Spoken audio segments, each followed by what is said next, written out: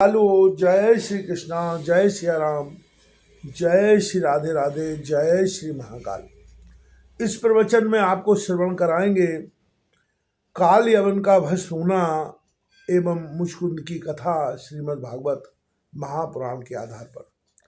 श्री सुखदेव जी कहते हैं, प्रिय परीक्षित, जिस समय भगवान श्री कृष्ण मथुरा नगर के मुख्य द्वार से निकले उस समय ऐसा मालूम पड़ा मानो पूर्व दिशा से चंद्रोदय हो रहा हो।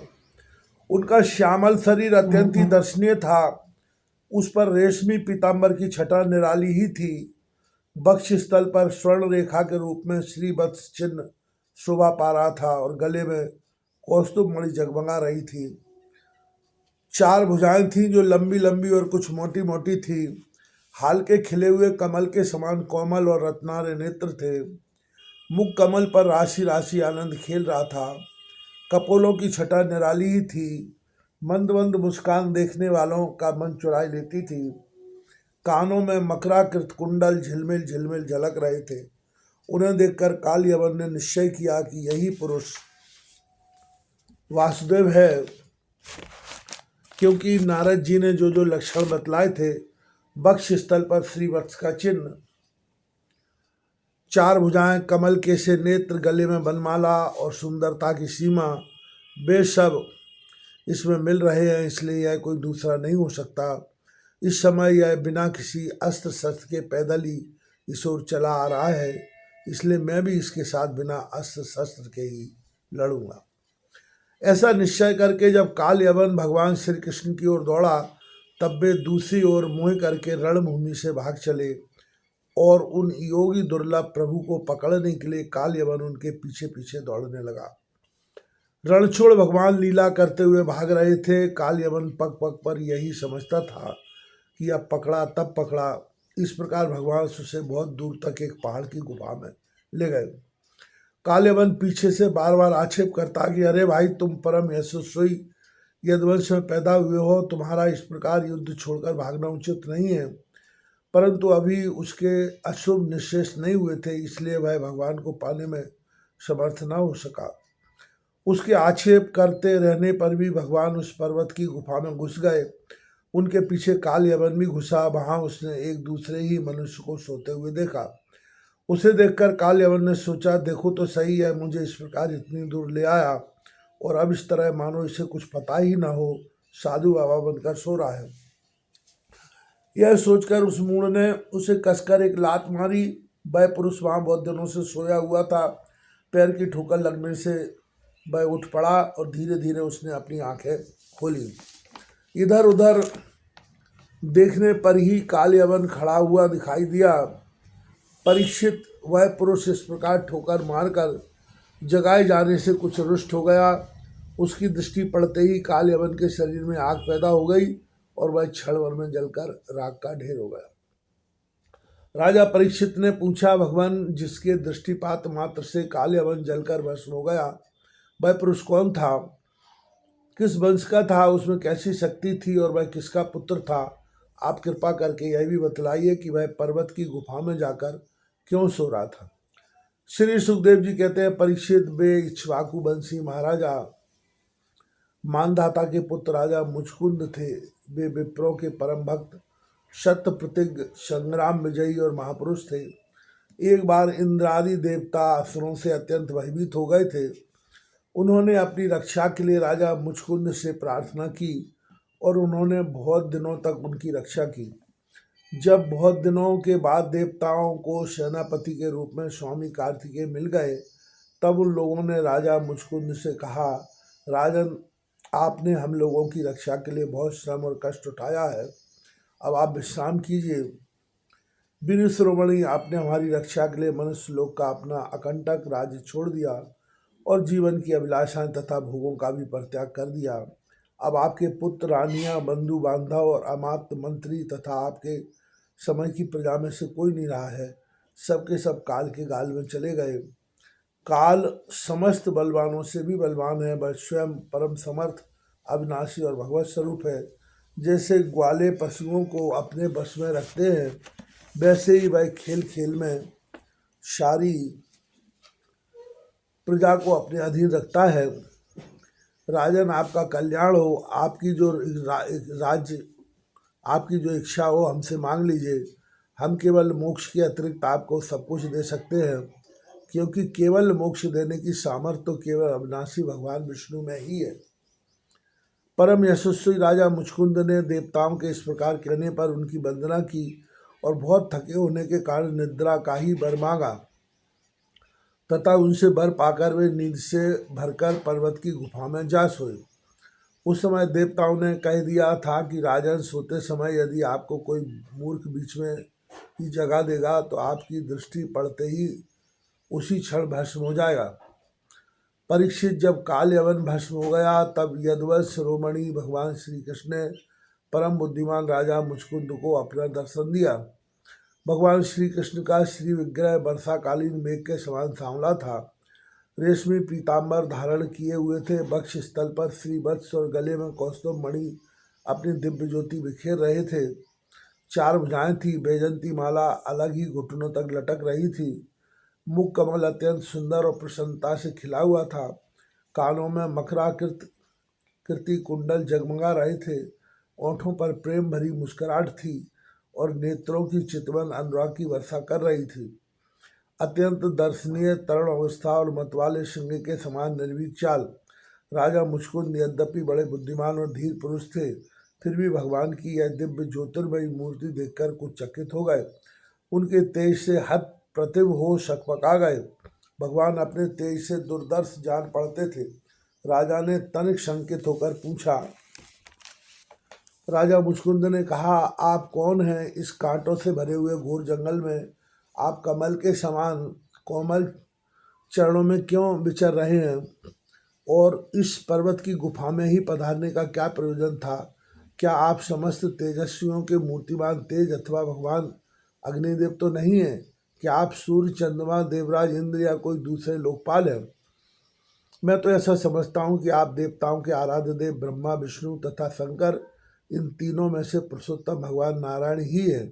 क्योंकि जैसे श्रेष्ठ दीपक अंधेरे को दूर कर देता है, वैसे ही आप अपनी अंग क्रांति से इस गुफा का अंधेरा भगा रहे हैं। पुरुष श्रेष्ठ, यदि आपको रुचे तो हमें अपना जन्म, कर्म और गोत्र बतलाइए, क्योंकि हम सच्चे हृदय से उसे सुनने के इच्छुक हैं। और पुरुषोत्तम, यदि आप हमारे बारे में पूछें तो हम इक्ष्वाकु वंशी क्षत्रिय हैं। मेरा नाम मुचकुंद है और प्रभु मैं युवनाश नंदन महाराज मानधाता का पुत्र हूँ। बहुत दिनों तक जागते रहने के कारण मैं थक गया था। निद्रा ने मेरी समस्त इंद्रियों की शक्ति छीन ली थी, उन्हें बेकाम कर दिया था। इसी से मैं इस निर्जन स्थान में निर्द्वंद सो रहा था। अभी अभी किसी ने मुझे जगा दिया। अवश्य उसके पापों ने ही उसे जलाकर भस्म कर दिया है। इसके बाद शत्रुओं के नाश करने वाले परम सुंदर आपने मुझे दर्शन दिया। महाभाग, आप समस्त प्राणियों के माननीय हैं। आपके परम दिव्य और अक्षय तेज से मेरी शक्ति खो गई है। मैं बहुत देर तक देख भी नहीं सकता। जब राजा मुचकुंद ने इस प्रकार कहा तब समस्त प्राणियों के जीवन दाता भगवान श्री कृष्ण ने हंसते हुए मेघ ध्वनि के समान गंभीर वाणी से कहा।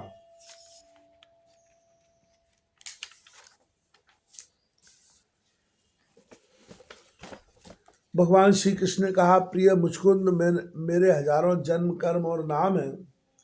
वे अनंत हैं, इसलिए मैं भी उनकी गिनती करके नहीं बतला सकता। यह संभव है कि कोई पुरुष अपने अनेक जन्मों में पृथ्वी के छोटे छोटे धूल कणों की गिनती कर डाले, परंतु मेरे जन्म, गुण, कर्म और नामों को कोई कभी किसी प्रकार नहीं गिन सकता। राजन, सनक, सनंदन आदि परमर्षिगण मेरे त्रिकाल सिद्ध जन्म और कर्मों का वर्णन करते रहते हैं, परंतु कभी उनका पार नहीं पाते।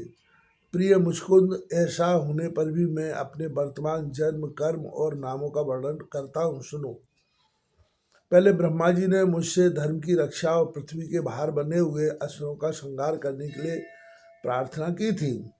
उन्हीं की प्रार्थना से मैंने यदुवंश में वसुदेव जी के यहाँ अवतार ग्रहण किया है। अब मैं वसुदेव जी का पुत्र हूँ, इसलिए लोग मुझे वासुदेव कहते हैं। अब तक मैं कालनेमी असुर का, जो कंस के रूप में पैदा हुआ था, तथा प्रलम्ब आदि अनेकों साधु द्रोही असुरों का संहार कर चुका हूँ। राजन, यह काल यवन था जो मेरी ही प्रेरणा से तुम्हारी तीक्ष्ण दृष्टि पड़ते ही भस्म हो गया। वही मैं तुम पर कृपा करने के लिए ही इस गुफा में आया हूँ।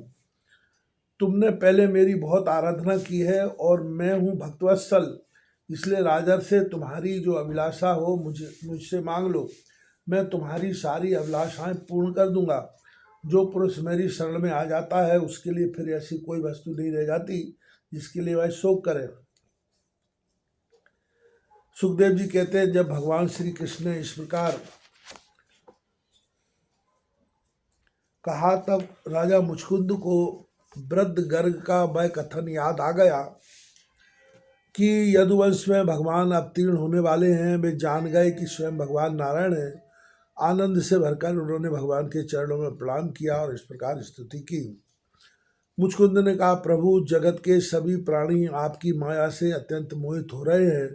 वे आपसे विमुख होकर अनर्थ में ही फंसे रहते हैं और आपका भजन नहीं करते। वे सुख के लिए घर गृहस्थी के उन झंझटों में फंस जाते हैं जो सारे दुखों के मूल स्रोत हैं। इस तरह स्त्री और पुरुष सभी ठगे जा रहे हैं। इस पाप रूप संसार से सर्वथा रहित प्रभु, यह भूमि अत्यंत पवित्र कर्म भूमि है। इसमें मनुष्य का जन्म होना अत्यंत दुर्लभ है। मनुष्य जीवन इतना पूर्ण है कि उसमें भजन के लिए कोई भी असुविधा नहीं है। अपने परम सौभाग्य और भगवान की अहेतुक कृपा से उसे अनायास ही प्राप्त करके भी जो अपनी मति गति असत संसार में लगा देते हैं और तुच्छ विषय सुख के लिए ही सारा प्रयत्न करते हुए घर गृहस्थी के अंधेरे कुएं में पड़े रहते हैं, भगवान के चरण कमलों की उपासना नहीं करते, भजन नहीं करते, वे तो ठीक उस पशु के समान है जो तुक्ष तृण के लोभ से अंधेरे कुएं में गिर जाता है। भगवान में राजा था, राज्य लक्ष्मी के मद से मैं मतवाला हो रहा था। इस मरने वाले शरीर को ही तो मैं आत्मा अपना स्वरूप समझ रहा था और राजकुमार, रानी, खजाना तथा पृथ्वी के लोभ मोह में ही फंसा हुआ था। उन वस्तुओं की चिंता दिन रात मेरे गले लगी रहती थी। इस प्रकार मेरे जीवन का यह अमूल्य समय बिल्कुल निष्फल व्यर्थ चला गया।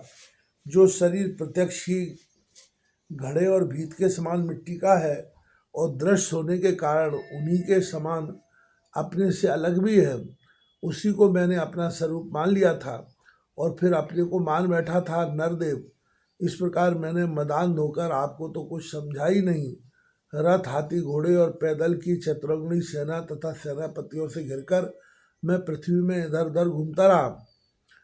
मुझे यह करना चाहिए और यह नहीं करना चाहिए, इस प्रकार विविध कर्तव्य और अकर्तव्यों की चिंता में पड़कर मनुष्य अपने एकमात्र कर्तव्य भगवत प्राप्ति से विमुख होकर प्रमत्त हो जाता है, असावधान हो जाता है।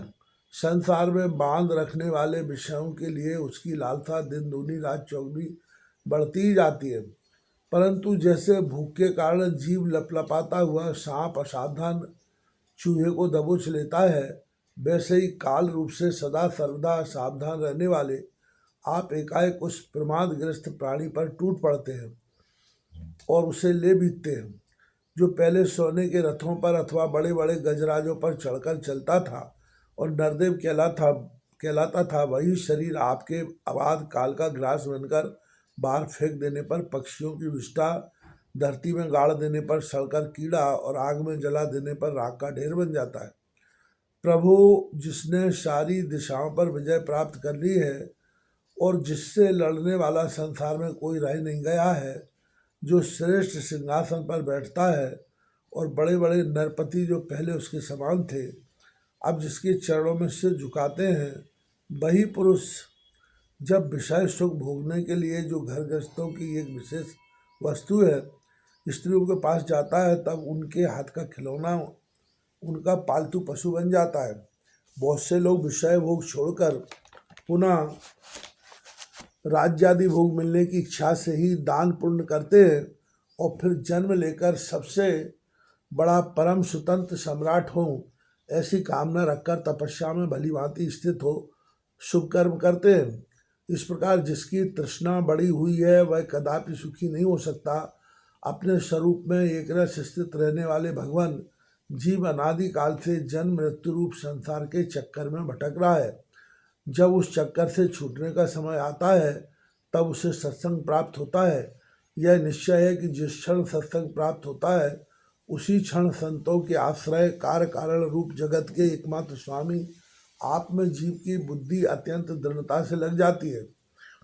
भगवान, मैं तो ऐसा समझता हूँ कि आपने मेरे ऊपर परम अनुग्रह की वर्षा की, क्योंकि बिना किसी परिश्रम के अनायासी मेरे राज्य का बंधन टूट गया। साधु स्वभाव के चक्रवर्ती राजा भी जब अपना राज्य छोड़कर एकांत में भजन साधन करने के उद्देश्य से वन में जाना चाहते हैं, तब उसके ममता बंधन से मुक्त होने के लिए बड़े प्रेम से आपसे प्रार्थना किया करते हैं। अंतर्यामी प्रभु, आपसे क्या छिपा है, मैं आपके चरणों की सेवा के अतिरिक्त और कोई भी वर नहीं चाहता, क्योंकि जिनके पास किसी प्रकार का संग्रह परिग्रह नहीं है अथवा जो उसके अभिमान से रहित है, वे लोग भी केवल उसी के लिए प्रार्थना करते रहते हैं। भगवान, भला बतलाइए तो सही, मोक्ष देने वाले आपकी आराधना करके ऐसा कौन सा श्रेष्ठ पुरुष होगा जो अपने को बांधने वाले सांसारिक विषयों का वर मांगे। इसलिए प्रभु, मैं सत्वगुण, रजोगुण और तमोगुण से संबंध रखने वाली समस्त कामनाओं को छोड़कर केवल माया के लेशमात्र संबंध से रहित गुणातीत एक अद्वितीय चित्त स्वरूप परम पुरुष आपकी शरण ग्रहण करता हूँ। भगवान, मैं अनादिकाल से अपने कर्म फलों को भोगते भोगते अत्यंत आर्त हो रहा था। उनकी दुखद ज्वाला रात दिन मुझे जलाती रहती थी। मेरे 6 सत्तू, 5 इंद्रिय और एक मन कभी शांत न होते थे। उनकी विषयों की प्यास बढ़ती ही जा रही थी। कभी किसी प्रकार एक क्षण के लिए भी मुझे शांति न मिली। शरणदाता, अब मैं आपके भय, मृत्यु और सुख से रहित चरण कमलों की शरण में आया हूँ। सारे जगत के एकमात्र स्वामी परमात्मन, आप मुझ शरणागत की रक्षा कीजिए। भगवान श्री कृष्ण ने कहा, सार्वभौम महाराज, तुम्हारी मति, तुम्हारा निश्चय बड़ा ही पवित्र और ऊंची कोटि का है। यद्यपि मैंने तुम्हें बार बार वर देने का प्रलोभन दिया, फिर भी तुम्हारी बुद्धि कामनाओं के अधीन न हुई। मैंने तुम्हें जो वर देने का प्रलोभन दिया वह केवल तुम्हारी सावधानी की परीक्षा के लिए। मेरे जो अनन्य भक्त होते हैं उनकी बुद्धि कभी कामनाओं से इधर उधर नहीं भटकती। जो लोग मेरे भक्त नहीं होते वे चाहे प्राणायाम आदि के द्वारा अपने मन को वश में करने का कितना ही प्रयत्न क्यों न करें, उनकी वासना क्षीण नहीं होती और राजन उनका मन फिर से विषयों के लिए मचल पड़ता है। तुम अपने मन और सारे मनोभावों को मुझे समर्पित कर दो, मुझ में लगा दो और फिर स्वच्छंद रूप से पृथ्वी पर विचरण करो। मुझ में तुम्हारी विषय वासना शून्य निर्मल भक्ति सदा बनी रहेगी। तुमने क्षत्रिय धर्म का आचरण करते समय शिकार आदि के अवसरों पर बहुत से पशुओं का वध किया है। अब एकाग्र चित्त से मेरी उपासना करते हुए तपस्या के द्वारा उस पाप को धो डालो। राजन, अगले जन्म में तुम विप्र बनोगे और समस्त प्राणियों के सच्चे हितैषी परम सुहृद होगे तथा फिर मुझ विशुद्ध विज्ञान घन परमात्मा को प्राप्त करोगे।